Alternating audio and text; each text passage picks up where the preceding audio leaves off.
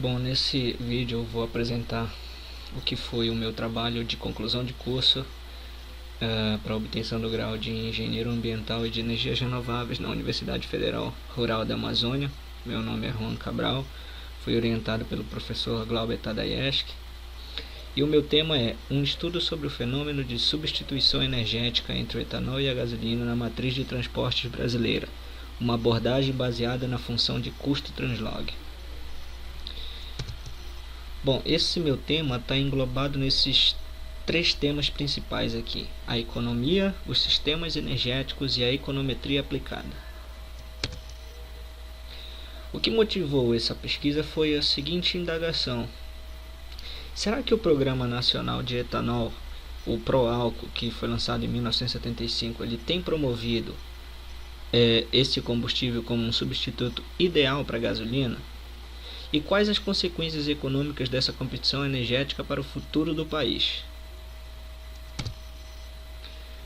Para contextualizar o nosso objetivo, a gente precisa entender o cenário geral na qual encontra-se a emergência do tema, que é basicamente a escassez de combustível fóssil, né, a incerteza no nosso abastecimento e a emergência dos combustíveis alternativos. Né? Então esse é o contexto geral no qual a gente está englobando essa pesquisa. Bom, tudo começa quando King Hubbert, esse senhor aqui, então trabalhando para uma empresa petrolífera nos Estados Unidos, divulga o seguinte relatório falando sobre a energia nuclear e os combustíveis fósseis. Nesse relatório do King Hubbert, basicamente ele expôs a primeira teoria que se tem conhecimento sobre o fim do petróleo no planeta. O que o King Hubbert fez nesse trabalho foi afirmar que basicamente a produção nacional de petróleo nos Estados Unidos deveria alcançar um pico de produção num determinado período, a partir do qual haveria um decréscimo gradual até o esgotamento desse recurso fóssil. Essa primeira imagem aqui mostra o gráfico original de Hubbert para a produção de petróleo nos Estados Unidos. O que está achurado aqui é a produção acumulada de petróleo desde o ano de 1875 até o ano de 1955, por aí. Esse trabalho foi escrito, se eu não me engano, em 1956. Então a análise do Hubbert mostrou o seguinte: bom, com base nos meus cálculos, espera-se que nos Estados Unidos a produção de petróleo alcance seu pico em 1970. Isso foi uma previsão do ano de 1956 para o ano de 1970, segundo Hubbert, né? Então o que aconteceu foi que ninguém deu muita bola para o trabalho do Hubbert, né? Aí ele fez a previsão dele e tudo mais, mas o que aconteceu em 1970 foi que exatamente ele previu. Nos Estados Unidos, a partir de 1970, ocorreu o primeiro choque de produção. A partir desse ano aqui, 1970, a gente não vê um crescimento gradual da produção de petróleo nos Estados Unidos. Esse evento de previsão deu muita credibilidade então para o King Hubbert, né? Tanta credibilidade foi essa que eles deram um nome para essa teoria chamada teoria do pico de petróleo, né? Segundo a qual a produção de petróleo numa dada localidade deve atingir um pico e a partir do qual você vai ter o esgotamento do recurso fóssil. Bom, toda essa badalação em cima das teses de Hubbert, ele então se propôs a analisar a produção mundial de petróleo. Segundo a mesma metodologia, Hubbert, acho que aqui já era em 1969 ou 68, extrapolou as curvas gaussianas dele para encontrar o nosso pico de produção mundial para o ano 2000. Obviamente, Hubbert não previa que muitas das tecnologias de produção de petróleo, na verdade, expandiam essa curva de produção. Então, quando ele considerou o aspecto mundial, ele considerou que a tecnologia é constante, né? Ou seja, que novas reservas não poderiam ser exploradas, o que não é verdade. Então, a análise dele para o ano 2000 não se configurou na realidade, como a gente está vendo nesse gráfico aqui, ó, a produção mundial de petróleo aqui. Por exemplo, no ano 2000, com certeza não teve um pico, muito menos aqui, a partir do qual a gente teve um gradual aumento na produção mundial. Esse ponto aqui, 75, 73, se configura como pequenas crises de petróleo no mundo, mas a gente vai chegar nesse ponto. Bom, então essa é o cenário que emergiu, muito embora não seja uma teoria muito sólida, essa teoria do Hubbert, ela abriu um precedente para a preocupação atual com o esgotamento desse recurso no mundo. Bom, e no Brasil? No Brasil, que é o nosso local de estudo, né? Qual é a nossa perspectiva com relação à produção de petróleo, né? Qual é o cenário que nós estamos englobados? Bom, esse rapaz aqui, o Saraiva, né? Ele publicou esse trabalho aqui na revista Fio, que ele usou uma variante do modelo de Hubbert para tentar encontrar os nossos picos de produção do petróleo, considerando dois cenários. Na verdade, são vários cenários dentro de dois subcenários, digamos assim. Um considerando o pré-sal e outro não considerando o pré-sal. Bom, o que a gente pode ver é o seguinte, ó. A primeira análise do Saraiva mostrou o seguinte: na melhor das hipóteses, né, mas muito improvável que aconteça, a nossa produção vai atingir um pico em torno de 2034. 2034, aqui, ó, com uma probabilidade bem pequena, com uma produção máxima de 6.500 milhões de barris por dia, né? Essa aqui é a melhor das hipóteses, que a gente não leva em consideração o pré-sal, né? Se a gente conseguir o pré-sal, explorar o pré-sal, e supondo-se que no pré-sal há mais de 100 bilhões de barris de petróleo, ou seja, quase um pouco mais da metade de todo o petróleo que tem na Arábia Saudita, só para você ter uma ideia, o nosso pico de petróleo é deslocado para o ano de 2046 com uma produção máxima de 8 milhões de barris por dia, né? É claro que é muito improvável que haja 100 bilhões de barris aqui no pré-sal.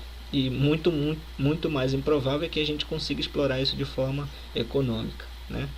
Então, se a gente desconsiderar esses casos muito mais otimistas, a gente percebe que 2024 nesse caso e 2034 mais ou menos nesse aqui com pré-sal de 50 bilhões de barris, a gente ainda tem uma margem de segurança da produção. É claro que isso está baseado num modelo puramente estatístico, né, que é apenas uma variante do modelo de Hubbert, mas serve para a gente ter uma ideia, pelo menos do ponto de vista da segurança energética, né, até mesmo para a formação de políticas e outros estudos também nesse sentido. Tá? Então é isso que tem em relação ao Brasil aqui nas nossas pesquisas sobre produção de petróleo. Muito bem. Então a conclusão que a gente tira é que nós ainda temos muito combustível fóssil, mas deve-se ter a atenção redobrada por causa desses motivos aqui, ó. Você tem então a questão da mudança climática, da poluição dos sistemas ecológicos, né? Dos países, das áreas costeiras, né, desaparecerem, e muito embora tudo isso seja acompanhado por crises econômicas, né? Então, na hora de averiguar, né, será que nós podemos usar todo esse recurso fóssil que nós temos de forma desenfreada, né? Qual é o melhor jeito de se usar? Quais são os custos de oportunidade? Quais são as externalidades causadas por tais ações? Tudo isso tem que ser levado em consideração na hora da execução de políticas, né, na formação de mercados internos e na própria promoção de energias que sejam alternativas ao uso do petróleo, né? Então todos esses cenários eles convergem para para uma solução não única, né, mas conglomerada de outras oportunidades que podem surgir com a percepção desses cenários aqui, que não são dos melhores, né? Bom, então nesse contexto geral que a gente acabou de exemplificar é que surge o etanol, né? É um combustível bem individual no âmbito das energias renováveis, né? Mas que se relaciona fortemente com a questão da mudança climática, com a sustentabilidade e segurança energética. O Brasil e os Estados Unidos são hoje os países que lideram, né, essa produção mundial de etanol, né? Então a gente sabe, por exemplo, que o etanol tem um balanço de carbono, na verdade ele tem um balanço de carbono zerado, né? Zerado. Já foram provados em estudos de análise de ciclo de vida que você tem que a produção de etanol emite 0% de carbono. Então um ciclo fechado de carbono. Outra coisa tem a ver com a sustentabilidade. O etanol ele não precisa, por exemplo, de áreas exclusivas para ele. Por exemplo, você pode plantar ele em áreas que já foram desmatadas ou que o pasto já foi embora, áreas que não teriam qualquer uso. Você pode plantar o etanol, né? Plantar o etanol não, plantar a cana, né? A cana, então você ainda tem a oportunidade de explorar comercialmente dois produtos a partir dela, que é o etanol e o açúcar, né? E a gente vai ver que esses dois produtos têm alguma relação econômica entre eles, né? Então você acaba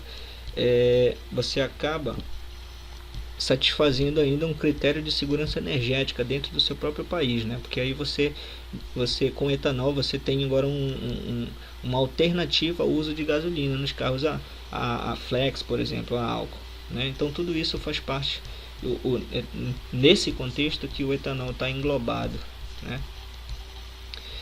Bom, então só para a gente ter uma ideia, essa aqui é a matriz energética mundial no ano de 2014. Você percebe aqui que no mundo ainda há uma grande dependência dos combustíveis de origem fóssil, né? A energia nuclear tem 11% do mercado geral, da fatia de mercado. A hidroenergia ainda se apresenta como a energia renovável de maior proporção aqui, né, com 16%, 3%, o vento, energia solar 1%, e outras renováveis, incluindo o etanol e os biocombustíveis, estão aqui nesses 2%, que é muito pouco, né? Previsões otimistas mostram um cenário muito melhor para o ano de 2024, na verdade é para o ano de 2034 isso aqui, né? Esses dados são da Agência Internacional de Energia. Então você percebe agora um mundo muito menos dependente do petróleo, com uma matriz energética mundial muito mais diversificada. Você já tem aqui o vento tendo uma grande participação, né, nas cotas de mercado. Você tem aqui as outras renováveis aumentando muito a sua participação de menos de 1% para 11%. Você tem esse contexto. É claro que isso é um contexto idealizado, baseado em cenários altamente improváveis, de políticas que convergem para um cenário ambientalmente mais adequado, né? Uma economia verde mais acentuada, o que é muito incerto de cravar que vai acontecer, mas é uma projeção apenas. Então a economia do etanol, para você ter uma ideia, ela movimenta hoje no mundo, isso aqui é do ano de 2014, 55 bilhões de dólares, né? 90 bilhões de litros já foram produzidos no mundo e foram gerados 1,8 milhões de empregos, a maioria dos quais a gente encontra aqui no Brasil, né? A gente vai entender o porquê disso. O Brasil tem um longo histórico de produção nessa área, né? Mas ainda não tem ainda apoiado de forma que deveria os programas de energia alternativa. Isso estancou um pouco a competitividade no mercado internacional do etanol brasileiro, né? Tanto é que os próprios Estados Unidos já passaram o Brasil como maiores produtores mundiais, né? Bom, essa aqui é uma tabela também da Agência Internacional de Energia, que mostra uma comparação do ano de 2004 para 2030 na nossa demanda e na nossa na nossa participação no setor de transporte. Aqui cabe dizer o seguinte: o etanol ele não é um combustível, como a gente viu na matriz energética aqui, que é de primeira importância para um contexto geral energético mundial, mas ele é extremamente importante em setores estratégicos de qualquer economia,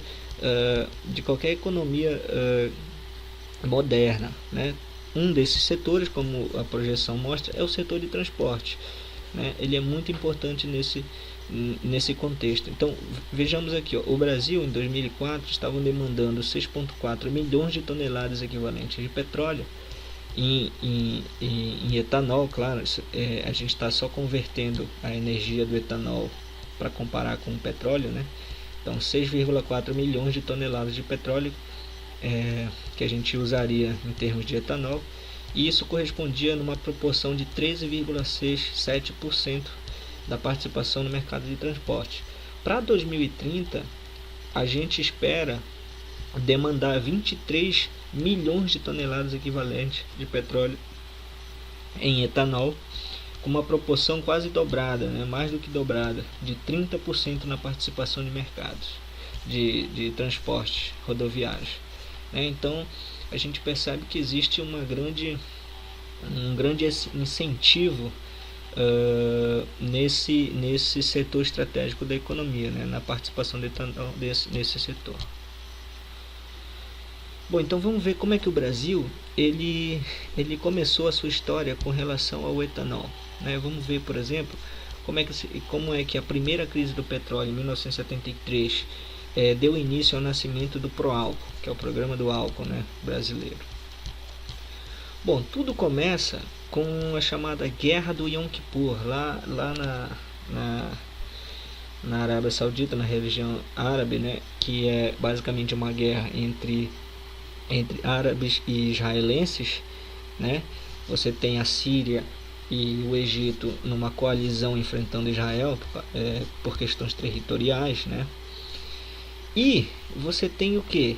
Você tem os membros da OPEP, em sua maioria do mundo árabe, né? Defendendo seus interesses contra Israel. O problema é que Estados Unidos e outros países europeus estavam incentivando, né, estavam ajudando o outro lado, né, contra os árabes. Então o que aconteceu foi o seguinte: esses caras aqui, como eles eram maiores produtores de petróleo do mundo, e ainda são a OPEP, né? A OPEP nada mais é do que um cartel. Eles se unem para definir preços de mercado. Não sei se eu não cheguei a ler se hoje em dia ainda fazem o mesmo, mas o que aconteceu foi que em 72 ou 73 eles se reuniram e, com uma medida de retaliação, eles elevaram o preço do petróleo, que estava muito barato, né, de 5 dólares o barril para 11 dólares o barril. Então isso afetou seriamente o abastecimento nos Estados Unidos. Olha aqui só, essa foto mostra justamente isso: não temos gasolina hoje. E esse aumento de preço ele afetou bruscamente todos os mercados, né? Todos os mercados do mundo. Claro que foi um efeito em cascata. Primeiro, os maiores dependentes do petróleo saudita, árabe saudita, eles sofreram as maiores consequências, né? Tanto é que isso desencadeou a própria mudança de comportamento do povo americano com relação à gasolina nessa época, né? Existiam leis que não permitiam que você andasse aos domingos de carro e tudo mais. Então isso teve uma séria consequência para os países desenvolvidos, tá? Bom, a crise, claro, afetou o Brasil, né? O Brasil dependia muito das importações de petróleo para produzir gasolina e todos os outros derivados. Então você tem aqui 70% das importações, né? Você tem, né, no período da crise, uma alta de 40% nos preços, né?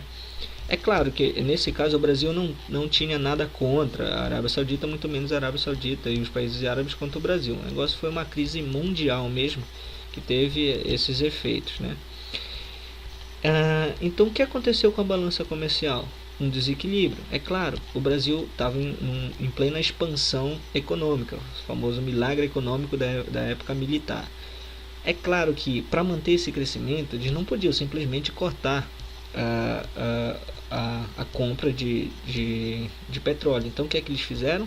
O governo militar simplesmente elevou ainda mais a dívida externa do Brasil para poder sanar essa pendência na balança comercial. Então você percebe então que desde da primeira crise até 78 você subiu de 17,2 para 43,5 bilhões de dólares a dívida externa do país, né? E isso com certeza causou consequências nas bombas de gasolina aqui também no Brasil, né? Bom, então foi que em 14 de novembro de 75 o governo do Ernesto Geisel, através de uma iniciativa do Lamartine Navarro Júnior, criou o primeiro programa de álcool do mundo, né? O Pró-Álcool aqui no Brasil, né? O Lamartine tinha proposto esse trabalho aqui em 74, né? Como a fotossíntese como fonte energética, e ele foi um dos pioneiros, né, a propor esse programa do álcool como uma alternativa brasileira à dependência do petróleo estrangeiro, né? Então esse decreto aqui oficialmente criou o Programa Nacional do Álcool Pró-Álcool. Tudo bem? Cabe ressaltar que o Lamartine ele era um empresário do ramo da cana, por incrível que pareça, tá? Bom, para os nossos propósitos, a gente divide o programa do álcool em 5 fases. Aqui estão as primeiras fases. Você tem a primeira fase acontecendo de 75 a 79, onde você tem uma produção em massa de etanol anidro, que é aquele etanol que você usa ele puro, né, nos carros. E você tem, impulsionando a produção, a crise do açúcar no mercado internacional, né? Como eu falei logo antes, o açúcar ele pode ser produzido concomitantemente com o etanol. Então, dependendo do preço internacional do açúcar, o produtor ia optar por produzir mais açúcar ou mais etanol, tá? A carga de investimento público no setor de cana aumentou drasticamente, né? Então o governo aumentou as linhas de crédito, reduziu impostos, incentivou mais a produção de etanol, né? Então a carga de investimento aumentou muito. E o governo, claro que para o etanol competir com a gasolina, ele tinha que ter o preço controlado, tinha que ser vendido uma dada porcentagem do preço da gasolina. Geralmente esse preço variava entre 55 a 68% do preço da gasolina nessa época, para poder ter algum retorno para o produtor, óbvio, né? Bom, a segunda fase é de 80 a 86. Nessa fase você tem a guerra do Irã-Iraque, né, que provoca outra crise do petróleo, que não afeta tão seriamente assim o mercado internacional, né? E porque o Irã ainda era um grande produtor de petróleo. E você tem um surgimento do etanol hidratado nesse período, né? Porque no final de 79 é lançado o primeiro carro a álcool no Brasil. Então de 80 a 86 você tem o surgimento do etanol hidratado, que é justamente aquele que você mistura com a gasolina, tá? Mistura com a gasolina para usar nos carros a álcool, tá? E o teor aumentou, tá? Você tem agora por lei que toda a gasolina que vocês são vendidas nos postos tem que conter 20% de etanol anidro, hidratado nesse caso, tá? Claro, e tem uma redução da paridade de novo do etanol ao açúcar. Então, como você tinha essa redução de paridade, ainda era vantajoso para os produtores trabalharem com etanol e não mais com açúcar.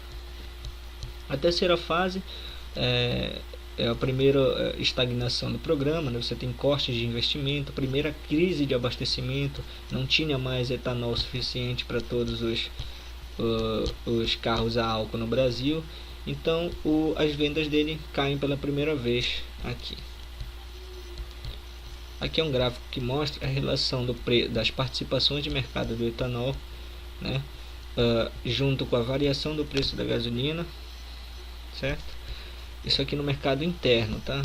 Vale ressaltar que o preço da gasolina ele é regulado no Brasil desde o advento da Petrobras, tá? Então isso é no mercado interno, não reflete as tendências de mercado internacional. E esse é o preço do açúcar, tá? Para mostrar a relação desses fatores. Aqui nesse a gente pode ver a evolução das porcentagens de mistura ao longo do tempo do etanol na gasolina, variações de preço do etanol e da gasolina e o consumo de etanol e gasolina, tá? A quarta fase marca a desregulamentação do mercado de álcool no Brasil. Em 1977, o preço deixa de ser regulado para o anidro e em 99 para o hidratado. O açúcar passa a ser valorizado no mercado internacional e você tem a falência de empresas que trabalham exclusivamente com etanol, porque existia essa relação açúcar e etanol, né, que forçava as curvas de produção. A quinta fase vai de 2000 até o momento presente e marca a retomada do crescimento do setor. A gasolina, o preço internacional da gasolina volta a aumentar um pouco, né? Você tem protocolos internacionais e ambientais nas quais o Brasil se envolveu, aumentando ainda mais a conscientização sobre o uso de energias alternativas no mercado interno. Isso também faz com que o Brasil adote uma visão muito mais diversificada para o setor do álcool. E em 2003 você tem o surgimento dos veículos chamados flex, aquele que usam etanol ou gasolina ou a mistura entre ambos, tá? Em 2006 acontece algo muito interessante, que é pela primeira vez na história o carro flex passa as vendas de carro movido exclusivamente a gasolina. Bom, essa primeira parte do trabalho foi uma parte de contextualização e agora a gente vai para a parte mais técnica do trabalho, que é a modelagem econométrica, tá? Bom, um comentário sobre as fontes dos dados. Eu peguei dados do preço e da quantidade produzida de etanol e gasolina nesse artigo aqui, que é a evolução de produção de etanol no Brasil de 75 a 2009, de Cruz e Companheiros, da Agência Nacional do Petróleo, né, as bases de dados deles, para pegar também dados complementares a esse, de produção e preços, e no Ministério de Minas e Energia, no Balanço Energético Nacional, também peguei outras quantidades. Bom, muito bem. A base teórica desse trabalho é a chamada Teoria da Firma, desenvolvida em 1919, se não me engano, por Ronald Coase, e que se subdivide na teoria da produção, na teoria dos custos e na teoria do rendimento. Basicamente, eu vou trabalhar com essas duas teorias, a teoria da produção e a teoria dos custos, tá? Basicamente uma firma, do ponto de vista econômico, né, dessa teoria, é uma entidade na qual ela produz bens e serviços, e em contrapartida você tem entrada de insumos energéticos e outros produtos para a produção, tá? Visando a obtenção monetária, crescimento monetário. Bom, o teorema da dualidade é basicamente um problema da economia que diz basicamente o seguinte: dado um problema de maximização, você pode transformá-lo num problema de minimização, no qual os resultados das funções são basicamente as mesmas, né? Isso quer dizer basicamente que você teria como pegar a teoria da produção e estimar todas as capacidades econômicas de um sistema produtivo através da teoria dos custos, porque isso aqui está englobado, né? Na verdade, você quer otimizar aqui a produção, maximizar a produção e minimizar o custo. Isso também é um problema dual, né? Isso pode ser encontrado em alguns livros de economia matemática aí no mercado. Geralmente também chamam esse problema de teorema da dualidade de Shepard, tá? Então esse teorema que eu estou usando aqui. A teoria da produção implica nas funções de produção, que são muito mais difíceis de analisar por causa dos dados na qual a gente precisa para estimar os seus coeficientes, né? Então a teoria dos custos é muito mais prática de trabalhar através do teorema da dualidade. É por isso que eu vou trabalhar com a chamada teoria das funções de custo, basicamente, certo? A função que eu escolhi para englobar nessa teoria dos custos foi a chamada função de produção translog, introduzida em 72, se não me engano, por Christensen e seus colaboradores, que é a chamada função transcendental logaritmo. Tá? Aqui eu apresento a sua definição matemática, né? Você pode ver essa função transcendental logaritmo como uma expansão em série de Taylor também, tá? Existe diversas alternativas de explicar ela, tá? Você pode vê-la como uma expansão em série de Taylor. Essa aqui é a função de produção, tá? E através do teorema da dualidade a gente pode estimar a função de custo, que não depende mais de quantidade dos insumos, mas sim dos preços relativos, que são quantidades econômicas muito mais interessantes, tudo bem? Então, preço dos insumos. Então, essa função que eu vou estimar para estar medindo a competitividade, a substituibilidade entre etanol e gasolina nesse estudo que eu estou fazendo, tá? Muito bem. As equações de parcelas de custos econométrica. Basicamente, no momento em que você tem uma função de custo, tá? Existe um teorema chamado, na verdade é um lema chamado lema de Shepard, no qual diz que se você faz a derivada do custo marginal em relação a um preço específico PI, você obtém as demandas, tá? As demandas por esse produto, demandas marginais por esses produtos, tá? Então, através de uma série de cálculos, tá? Usando cálculo de derivadas parciais, vendo aqui a questão dos índices e tudo mais, você chega e definindo uma parcela de custo como o preço do custo I em relação ao custo total é uma parcela de custo. Você consegue definir essa equação que é chamada equação de parcela de custos. Tudo bem? Quem tiver interesse nessa modelagem, pode entrar em contato. Eu posso estar mandando o trabalho completo do meu TCC para você fazer os cálculos, se você quiser, ou então por dúvidas, tá? Bom, como eu estou trabalhando só com etanol e com a gasolina, obviamente esse sistema se reduz a um sistema de duas equações, uma para etanol e outra para gasolina. Tudo bem? E quais as propriedades da função de custo? Obviamente, ela é homogênea de grau 1 nos preços, ou seja, retornos de escala constante. Isso implica que esse somatório desses coeficientes deve ser zero. Além do mais, você tem que esses coeficientes aqui, alfa i, a soma deles tem que somar 1 para você obter essa condição de homogeneidade de grau 1 nos preços. E ela também é simétrica, tá? Isso basicamente tem a ver com o teorema de Young. Também pode ser encontrado nos livros básicos de econometria e economia matemática, tá?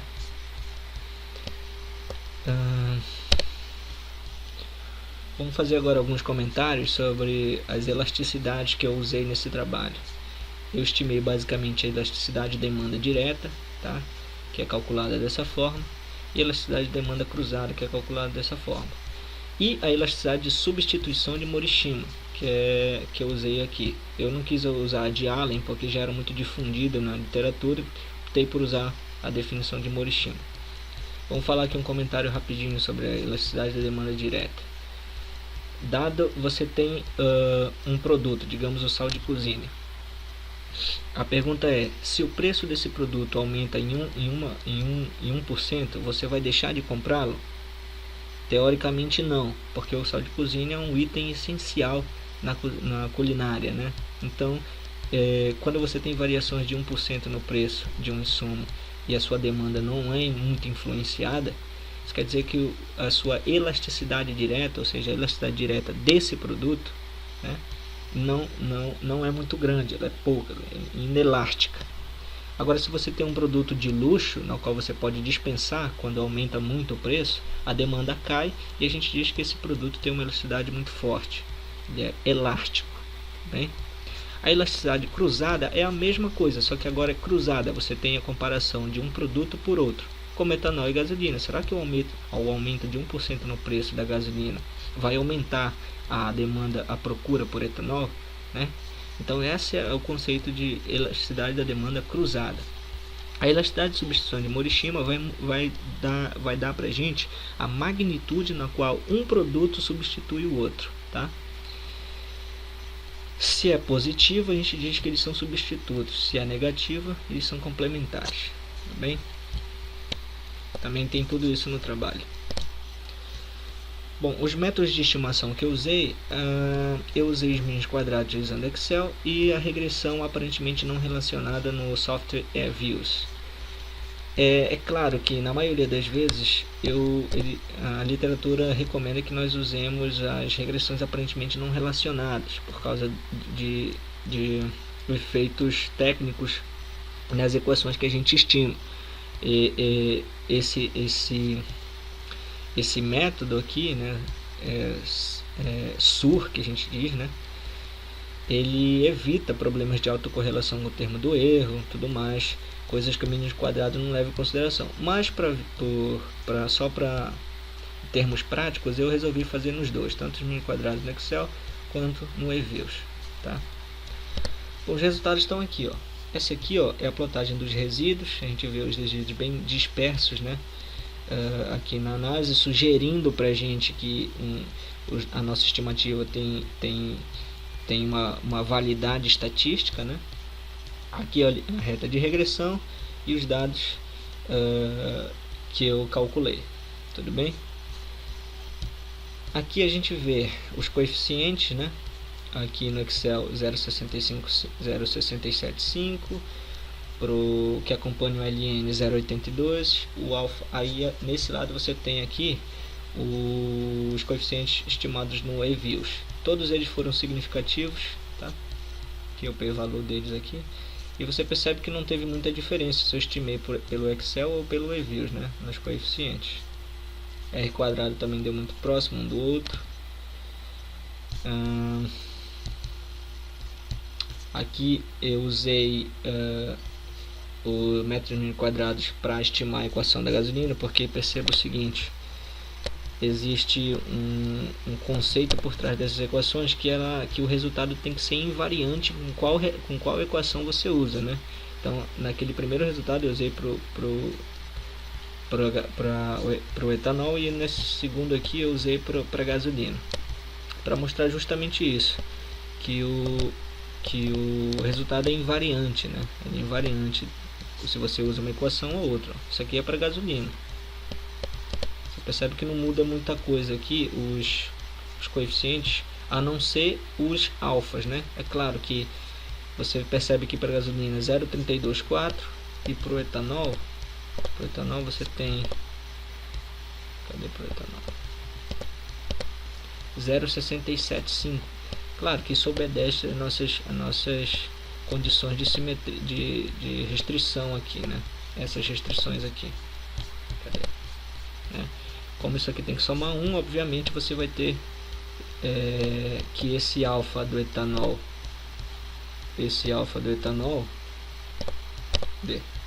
vai ter que ser somado ao alfa da gasolina, vai ter que somar 1, né? Então a gente percebe que até nas nossas estimativas as restrições são satisfeitas. Bom, e para medir o grau de ajuste do modelo, eu resolvi. Isso aqui não se faz muito, né, na literatura, né? Eles não usam esses coeficientes para estimar o grau de ajuste, mas eu resolvi fazer isso aqui para ver a aderência do modelo. Em preto a gente está vendo os dados reais, né? Ou seja, as parcelas de custo do etanol, e em vermelho o que o modelo está estimando. A gente percebe que a partir desse ponto de 2000 para cá existe um erro acentuado na estimativa, e a partir de 2000 para cá, atualmente, né, eu considerei que o grau de ajuste foi razoável. Parte do que pode ser explicado desse erro aqui tem a ver com a natureza dos meus dados, né? Eu não sei muito bem quais foram os critérios de ajuste dos dados, de correção dos dados que eu peguei nesse artigo aqui, né, como eu falei para vocês, né? mas existia muita incerteza econômica e monetária nesse período, ou seja, o real só surgiu em 94, se eu não me engano. Então, a partir daqui para cá, você tem no Brasil sucessivas trocas de moeda, né, de modo que monetariamente os dados têm certa, não tem, tem certa incerteza na sua correção, né? Então, isso pode explicar esse erro mais acentuado aqui, né? Bom, então vamos falar da curva de Goldenberg. A curva de Goldenberg foi proposta por Goldenberg, um pesquisador da Universidade do Sudeste lá, que basicamente ele previu o seguinte: na medida que a produção acumulada de etanol crescia no mercado brasileiro, né, o custo de produção baixava, né? Ele chamou essa curva de curva de aprendizado, ou seja, no período em que o mercado brasileiro de etanol aumentava a produção acumulada, o custo de produção só tendia a baixar.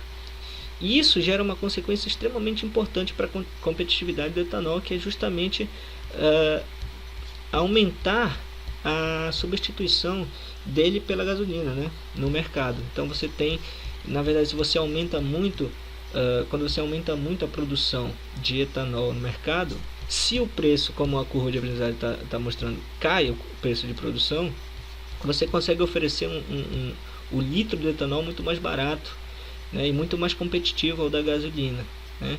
Ou seja, o que ele constatou aqui foi que a partir dos anos 2000, se eu não me engano, o etanol não só precisou de nenhum incentivo fiscal, como ele conseguiu incentivar, na verdade ele incentivou a produção de gasolina, né? Então, acho que foi em 98 que acabou todos os incentivos fiscais ao etanol, mas ele já não precisava disso em 2000, tá? Na verdade, ele incentivou mais a produção do mercado de gasolina, né? Pressionou aquela curva de produção. Bom, vamos para a análise central do trabalho, que é das elasticidades. Essa aqui é para a primeira fase, né, que a gente viu que vai de 75 a 79, mostra a elasticidade.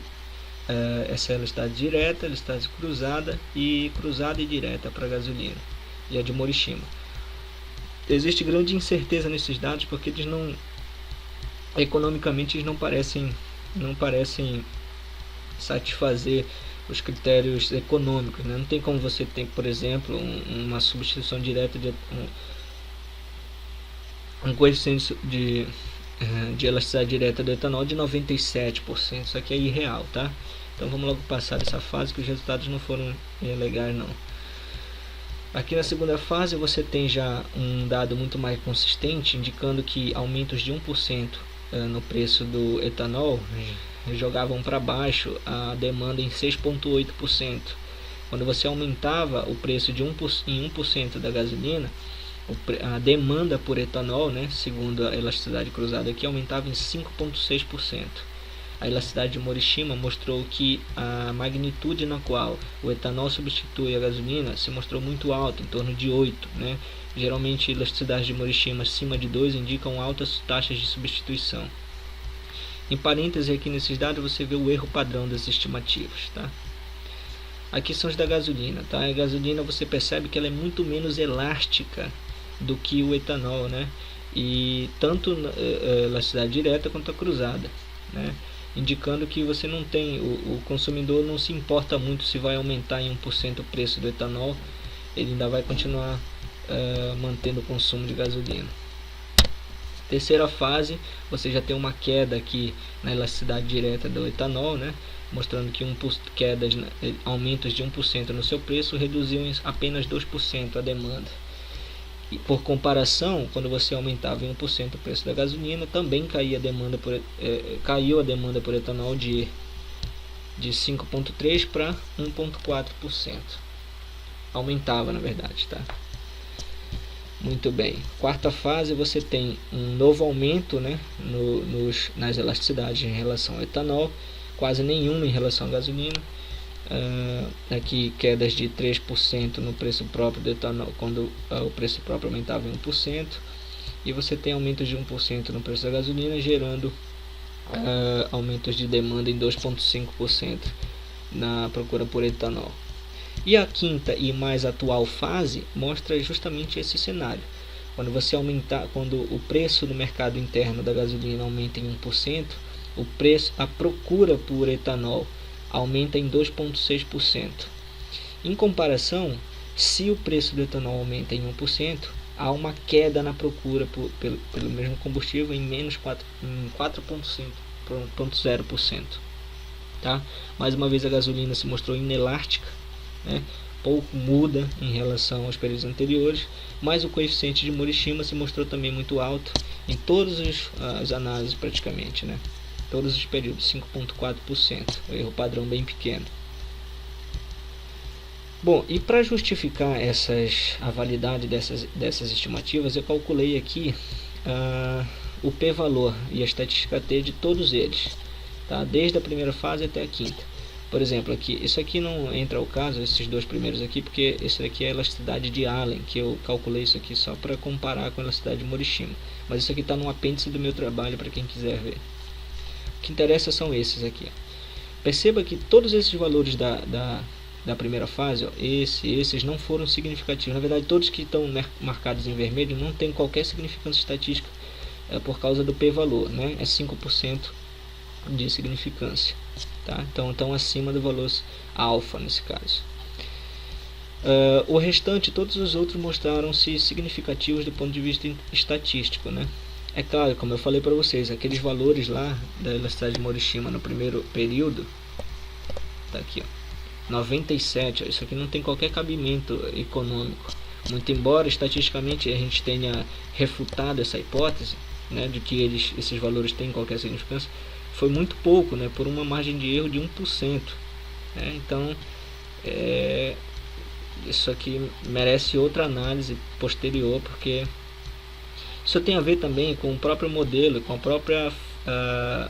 própria dinâmica da função de custo translog. Né? Hoje em dia não se usa muito mais essas funções, usam-se funções que incorporam processos dinâmicos de estimativa, né? Pode ter também vieses de especificação. Isso aqui também tem que ser avaliado num outro contexto.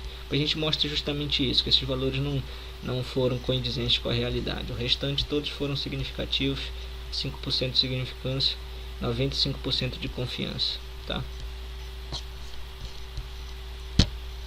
Bom, então o que a gente tira de conclusão é que o etanol ele tem se apresentado como insumo energético elástico em relação ao seu preço, como a gente viu lá na elasticidade direta. De todos os períodos, o etanol mostrou alta elasticidade direta. Pelo contrário, ele reage forte às mudanças de preço da gasolina. A gente percebeu também, se a gente comparar a elasticidade cruzada do etanol e gasolina com aqueles resultados, a gente vê que o etanol é o que responde de forma mais forte a variações de preço cruzado, indicando que o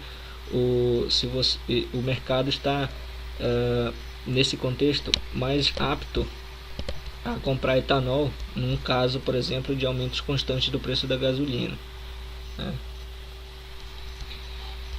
A magnitude da elasticidade de substituição de Morishima mostrou que de fato o etanol tem mostrado-se como um forte substituto da gasolina nas decisões de compra do consumidor, né? A elasticidade de Morishima, a magnitude dela mostra justamente isso.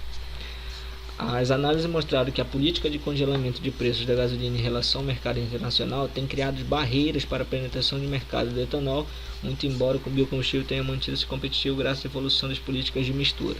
Como eu falei, né, o preço da gasolina ele é altamente regulado pelo governo e isso gera uma barreira à penetração de mercado do etanol, né? Você tem, digamos, o governo aumentou em 2% o preço da gasolina, né?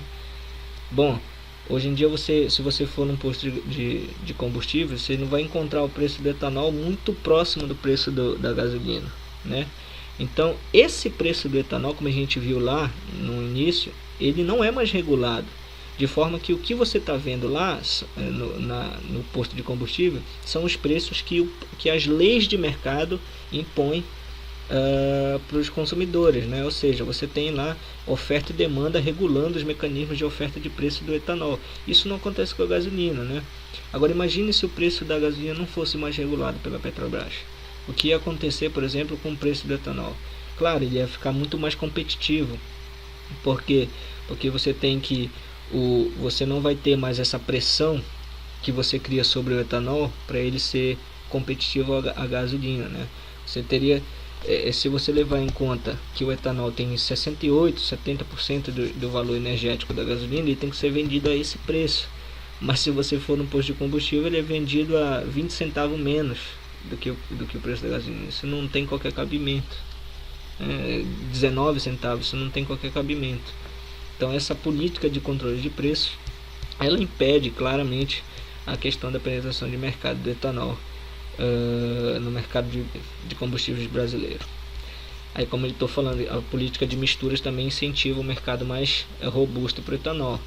Se não tivesse política de mistura, obviamente muitos dos produtores de petróleo de etanol já teriam falido também, né? Sobre as considerações finais, a gente vê que o etanol ele é sim muito importante na nossa matriz energética, vai continuar tendo importância crucial em um cenário de aumentos de preços constantes da gasolina, né? Você tem o etanol gerando empregos em diversos setores, né? Você tem do ponto de vista ambiental, ele servindo como um instrumento que leva o Brasil a ser um dos países que tem esse abate de carbono maior, né?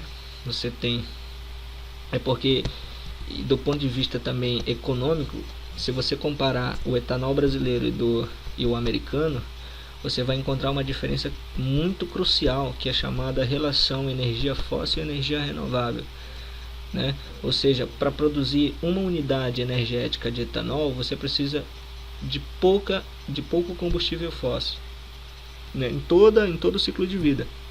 Enquanto o etanol do milho nos Estados Unidos é muito mais fraco. Você precisa de 2 unidades de energia fóssil para produzir uma unidade de energia renovável. É claramente insustentável, né? Ou seja, o balanço de energia vai dar negativo para a energia renovável, né? Então o etanol, a cana do Brasil é a cultura mais produtiva de etanol do mundo, né? Então é claro que o Brasil precisa incentivar mais, aplicar políticas muito mais robustas, né, que favoreçam o crescimento desse mercado. É claro que sempre com muita tranquilidade com relação à expansão dos canaviais, né? Tudo isso tem que ser medido com cautela, sempre com conversas com toda a sociedade civil, empresarial e tudo mais. Mas a longo prazo, os efeitos que isso pode causar na nossa matriz energética vai ser considerável. Porque, como eu falei, um setor que é extremamente importante, o setor de transporte, ele é crucial para o desenvolvimento de vários outros ramos da economia brasileira, né? Então isso tem suma importância para a gente. Bom, esse foi o trabalho que eu queria apresentar, que eu apresentei na verdade há um mês atrás, para a obtenção do meu grau de engenheiro ambiental e de energias renováveis, e espero que vocês tenham gostado.